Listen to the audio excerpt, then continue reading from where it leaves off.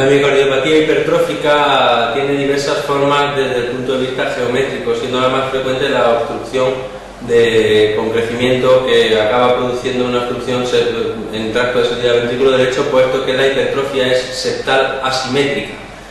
Otras formas menos frecuentes, como la hipertrófica apical, típica del Japón, pues se asocia una imagen en haz de picas en la ventriculografía, es una forma de especial buen pronóstico.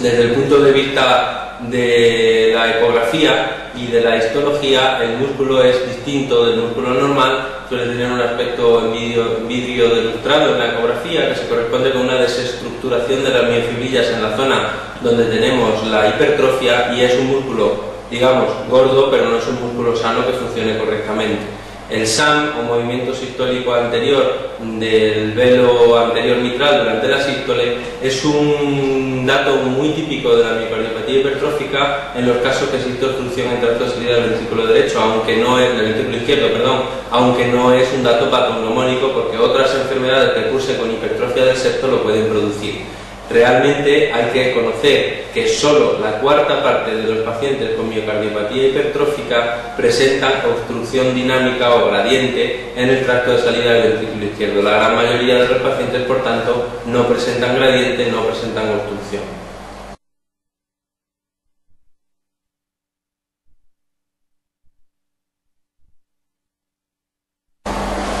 Una forma de conseguir una disminución en el gradiente en la miocardiopatía hipertrófica obstructiva es disminuir la fuerza con la que se contrae el músculo del corazón, de tal manera que así disminuye la obstrucción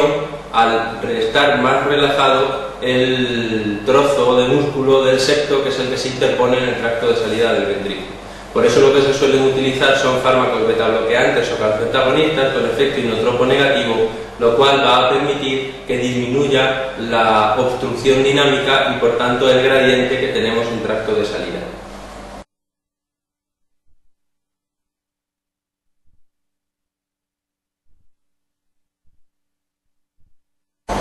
La miocardiopatía hipertrófica generalmente cursa de forma asintomática. De hecho, lamentablemente, en algunos casos su primera manifestación clínica es la muerte súbita por una arritmia ventricular, sobre todo en deportistas de competición.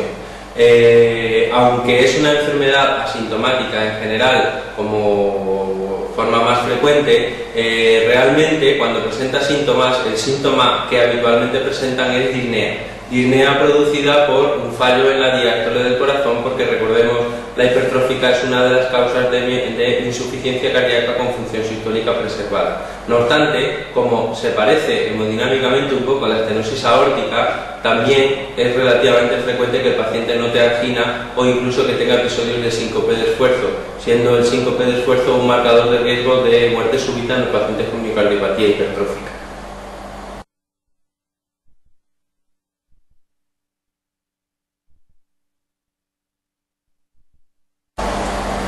Los pacientes con miocardiopatía hipertrófica tienen, por tanto, un riesgo de tener una arritmia ventricular maligna que provoca un episodio de muerte súbita, sobre todo durante el ejercicio.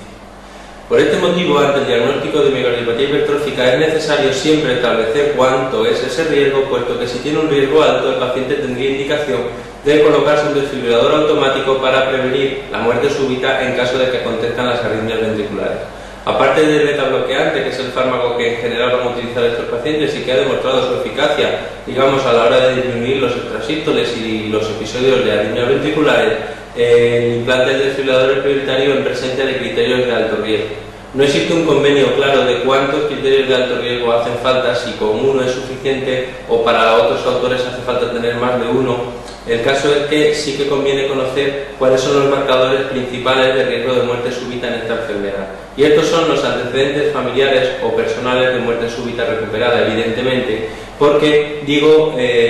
que en general, como es una enfermedad de origen genético, asumimos que si un familiar de primer grado o cercano ha fallecido súbitamente y yo tengo la misma enfermedad, es probable que al tener la misma mutación tenga realmente un riesgo equivalente de tener episodios de muerte súbita. Por otra parte,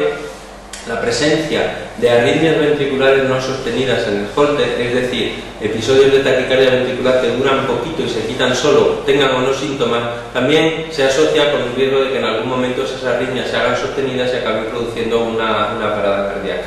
También la hipotensión en la prueba de esfuerzo es un dato de mal pronóstico. Generalmente cuando los pacientes hacen esfuerzo, un paciente de cualquier enfermedad suele elevar la presión arterial. Si en lugar de elevar disminuye, hay que pensar que existen problemas hemodinámicos graves que se relacionan con el aumento de riesgo de muerte súbita.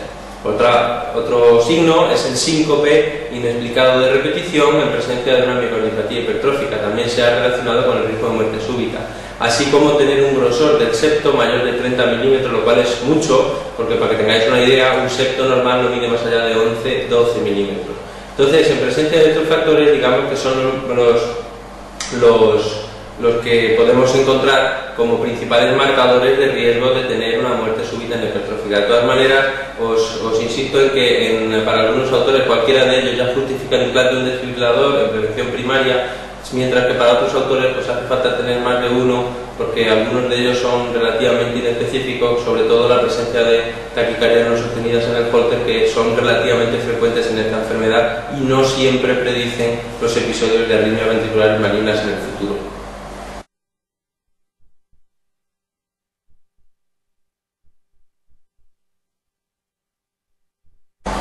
Como ya comentamos previamente, la miocardiopatía dilatada es el paradigma de la insuficiencia cardíaca por fracción de eyección deprimida. Por lo tanto, los fármacos y las medidas encaminadas a mejorar el pronóstico de estos pacientes son los mismos que los de todos los pacientes con insuficiencia cardíaca con fracción de eyección deprimida. Y lo que habrá que utilizar será en general IECA, ARA2 o asociación de hidroxina con nitratos, más beta bloqueantes, más espironolactona, considerar el desfibrilador y la resincronización si tiene indicación, así como el trasplante cardíaco en casos determinados.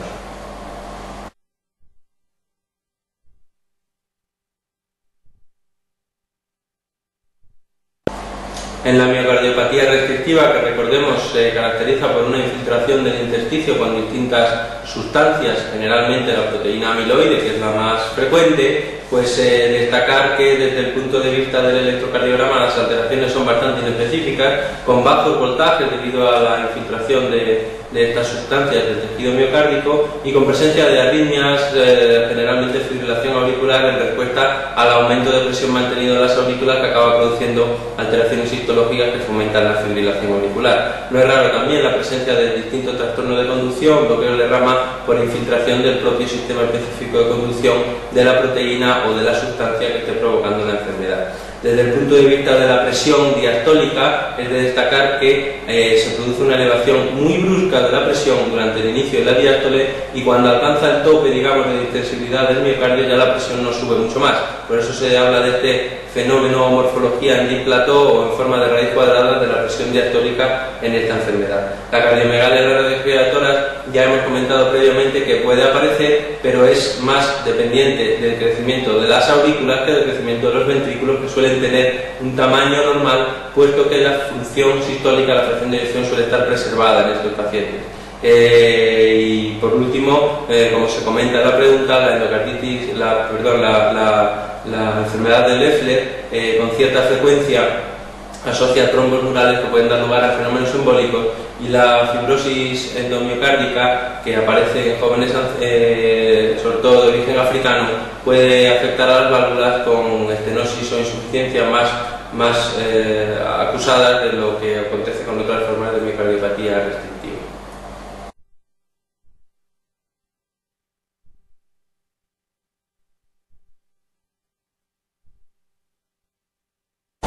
Este caso clínico es el caso paradigmático de un paciente con una miocardiopatía restrictiva en la que aparece disnea, datos de fallo derecho y todos los datos de una insuficiencia cardíaca con afectación biventricular y con un patrón restrictivo ecográfico en el llenado del ventrículo. Entonces estamos ante una miocardiopatía restrictiva y la causa parece bastante clara porque nos comentan una elevación de los niveles de ferritina, lo cual nos indica que casi con toda probabilidad se trata de una hemocromatosis, que como vemos en el esquema que pusimos inicialmente y que hemos visto varias veces a lo largo de la clase, es una de las principales causas de miocardiopatía restrictiva.